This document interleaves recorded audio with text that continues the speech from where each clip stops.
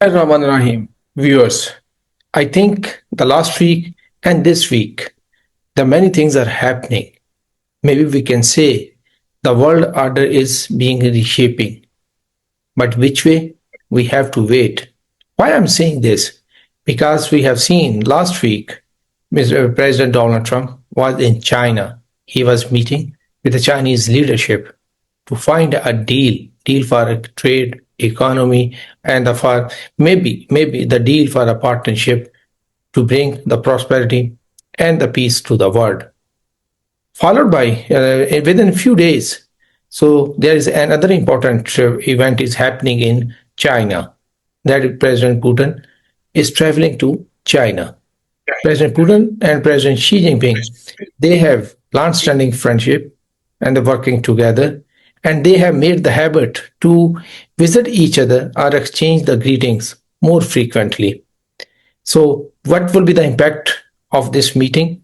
Why President Putin is just traveling to China just after, within a few days, to 4 days, he would be in China after the visit of President Donald Trump.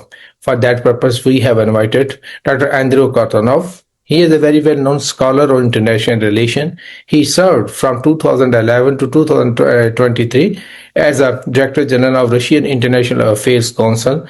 Right now, he is commenting across the world on the issues related to the global economy, global diplomacy, multipolar, what is the multipolarity, how the different powers are adjusting to each other. Today, he also mentioned a very important article in the CGTN in China, where he discussed about the possible visit of, not possible, the visit of President Putin in the coming 2 days.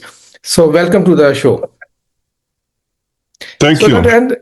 Dr. Andrew Katunov, President Putin is just traveling to China after just 3-4 days. What does that signifies? Well, first of all, let me start by saying that Mr. Putin is a frequent visitor to Beijing.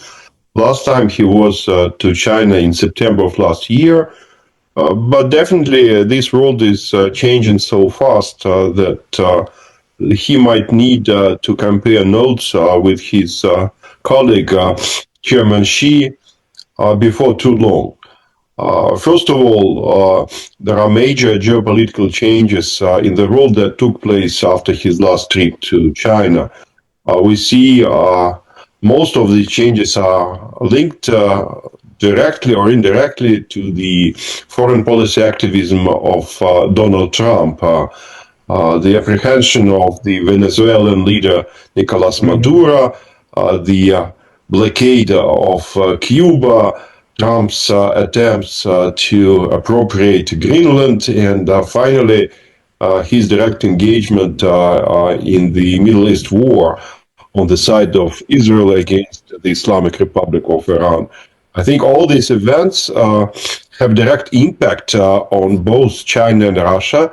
Both events call for a reaction from Beijing and from Moscow, and it would be only natural for the two leaders to get together to compare notes and probably to coordinate their actions in coming weeks and coming months. But on top of that, I venture to say that it is important to reflect on the current state of the bilateral relations. And let me remind you that this year we will celebrate 25 years since they signed this a new so-called big treaty between Beijing and Moscow. So it's time to see what worked out and what is still business in progress, what they should change. For instance, you take last year, and last year was not very successful in terms of the bilateral trade. There was a decline of about 7%. This year, it seems that we will catch up. And there was and this year there is, I think, 20% increase start in January. But definitely, bilateral relations need attention from the two leaders. and these relations might get a boost Mhm. after the Definitely, summit meeting definitely. between Putin and Xi. So, on top of the geopolitics, on top of the developments in the world, there are some issues which are related to the bilateral cooperation between the two nations, and definitely that is another reason why Putin goes to Beijing now. Okay, I think I asked you this question because there are some voices. They were talking about this is you can say an indication. So we are moving toward the multipolarity, and China is becoming the center. I just want to know, how do you think the three big powers, China, Russia, and the USA, how they will interact in coming days, and who will be the preference for whom? As you have discussed this question in detail today in your article in CGTN. Well, I think that if you look at the experience of the 20th century, especially that of Nixon and Kissinger, the United States has been successful in trying to balance China and then the Soviet Union against each other. And definitely that was quite a successful strategy. So many people in Washington these days think that we should now play Kissinger in reverse. I know 50 years ago we supported But China against the Soviet if we look Union, at and the today we should scenarios support. or the situation, if Sorry. you look at the scenarios of the situation from the 1969, 1960, 70, right now, there is no such scenario prevails. Well, if you take the scenario of 1960s, you should remember that the relations between Moscow and Beijing were very tense, and moreover, there were direct military clashes between the two nations Yes. in the Far East. So definitely, this is not an experience that anyone in Moscow or in Beijing would like to repeat. But my take is that it would be probably a mistake to interpret relations in this triangle today as a zero sum game, because Russia should be interested in more stable and more predictable relations between China and the United States, and likewise, China should be more interested in stable and predictable U.S.-Russia relations. If you follow the rhetoric coming from the two capitals, you'll see that both leaders welcome attempts to reach out to the United States. So ideally, the three countries should be in a position to work hand in hand with each other on some of the most serious problems So, of so what global would be the security reaction? What and would be the development. reaction of USA? Because Russia and China will all definitely be happy with extending the relation. But what would be the reaction of the USA?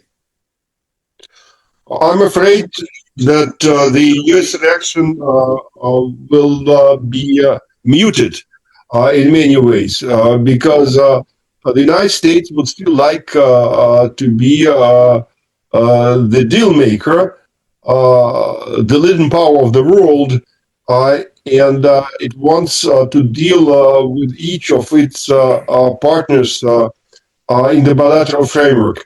Apparently, they believe in Washington that in the bilateral framework, the United States can use its comparative advantages, can twist arms of their partners or of their adversaries, and to get what the United States wants.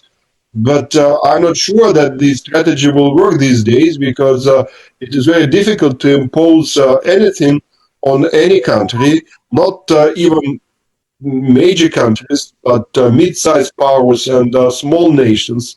We now all watch the situation in the Strait of Hormuz. The United States is trying to pressure Iran and to impose its will on the Islamic Republic, but that doesn't work. You know, Iran simply doesn't yield under the U.S. pressure, and I think it would be very naive to expect that either China or Russia can yield under the U.S. pressure. Yeah, definitely. The things have been changed quite, you can say, quickly. We have seen in the last few years. Not I talking about the decades, but I think maybe less than one decade, the things are changing very quickly.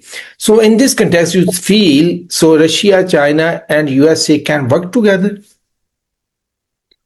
Uh, they should. There are many problems in the world that cannot be handled properly if the three nations do not work together. For Hmm, instance, take the issue of nuclear proliferation. hmm, If any of the three nations uh, withdraws from the efforts to stop nuclear proliferation, then we have a problem. hmm, Because it's likely that proliferation will continue. Take hmm, international terrorism. Again, if hmm, there is no cooperation or at least coordination between Washington, Beijing, and Moscow, it is difficult to imagine that the problem of terrorism can be successfully dealt with. There are many issues like that, and I understand that sometimes it is very difficult to put the three actors together and to find a common denominator, especially with Donald Trump in charge of the United States, because Donald Trump was not very predictable. He is not always consistent. hmm, He might change his mind. But in the end of the day, the three powers have to learn how to work with each other and also how to engage other actors, how to hmm. engage Europeans, how to engage Arabs, how to engage countries like India and Pakistan. And it will require a lot of diplomatic skills, a lot of patience, a lot of commitment. But that's the only way to go. All other ways are simply dead end alleys. No, definitely. And now there is another question I think which you can explain better than many people in the world. Are we moving toward a multipolar world as the President Xi Jinping and the President Putin often talk? Are we moving toward a trilateral, a tripolar world? Uh, well, I don't think that we are moving towards a trilateral world because you cannot exclude other countries from playing independent roles in the world. There are There are many many nations nations in in the the world which will not accept positions of clients or vassals uh, uh, or puppets in the capable hands of major powers. So we will have to find a solution that would allow all nations to play their unique roles in the international system. But of course, big countries, major powers like the United States, China, Russia, a couple of other nations bear special responsibility for the state of the international system, and their responsibility should result in a strategic vision, in an ability to think beyond situational gains, to think about the stability of the system at large. And it's not easy. It's not easy. I think that we still have to master the art of multilateralism because we need not only multipolarity, we need multilateralism. And without multilateralism, multipolarity might become very dangerous. Yeah, definitely. I was just working out an article just finished today. So I was talking about multipolarity with discipline of the chaos. So I think you are pointing toward the real question. So what would be the order? Or there would be no order as you mentioned in your no poll, as you mentioned in today's article. Uh, Let me say that I think that there will be some order because in order to function, uh, nations should follow certain norms, certain rules of the game. The question is how this order can be erected. Essentially, Mhm, there are two ways to handle this issue. One way mhm, would be the top-down approach, when major mhm, powers get together and they agree on on some set of the rules, and they impose this set of the rules on the others. That was the case after the Second World War. We had five victorious powers who basically decided how the world should function. The same happened after Not Napoleonic all, Wars of not early all the 19th victorious century, when powers. again victorious powers got together in Vienna and decided how they would run the world. But I don't think that this top-down approach is likely to work today, because first of all, today major powers do not have the credibility that their predecessors had.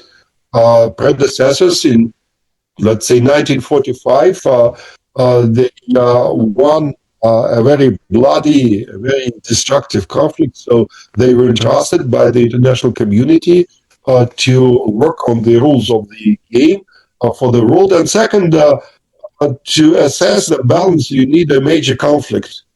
Every new system historically emerged on the basis of a very large conflict. And the reality is that these days major powers cannot afford to fight against each other directly. So I think that this top-down approach is not likely to work. Instead, we should think about a bottom-up approach that would imply that we have groups of nations that can agree on small, maybe situational, maybe technical issues, but gradually these coalitions might grow and might address more sensitive, more divisive matters. So this new world order will be built from rather simple, rather technical matters up to very difficult and very sensitive political issues. It will take some time. It will be a long process, but I don't think that there is any other way to go right now. Okay, let's move over to our last question. And the last question is about what would be the agenda of President Putin in China? Will be focusing more on economy, security, or the conflicts in the neighborhood like the Iran? I think that will be a comprehensive program. Definitely, economic issues will be discussed, and China might be now more interested in enhancing its cooperation with Russia in energy. Maybe they will revisit some large-scale projects that they discussed earlier, like Power of Siberia 2, a major project of a transcontinental natural gas pipeline from North Siberia to China through Mongolia. They can also discuss transportation and logistics. China might be now more interested in Russia as a transit country with all the security problems that we now see in the Hormuz Strait and potentially also in the Red Sea. So definitely Russia might become more valuable for China as an economic partner these days. But I'm sure that they will also discuss geopolitical issues like the forthcoming summits of BRICS and SCO, maybe the APEC meeting, which will be hosted by China this year, maybe the G20 meeting, which will be hosted by the United States.